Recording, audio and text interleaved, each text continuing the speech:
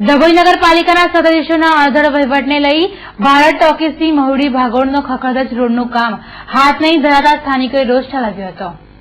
ડભોઈ સ્થિત ભારત ટોકીઝવાળો મુખ્ય રોડ પર ખાડા ખોદ્યા બાદ રોડને નહીં બનાવાતા વાહન ચાલકો અને રાહદારીઓને ભારે હાલાકીનો સામનો કરવો પડી રહ્યો છે।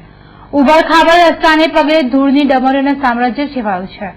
ત્યારે કુંભકર્ણની નિંદ્રામાં પડેલ સત્તાધીશો ચોમાસા પૂર્વે રોડની કામગીરી પૂર્ણ કરે તેવી સ્થાનિકોની માંગ ઉઠવા પામી છે।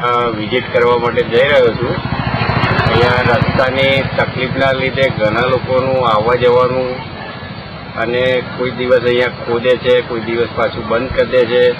અવારનવાર રસ્તો ખોદીને રસ્તો બગાડી નાખ્યો છે અને આગામી 1 મહિનાની અંદર ચોમાસું આવે છે તો અમારે આવવા જવાની એટલી બધી તકલીફો પડશે કે આગળ એનું શું કરવું।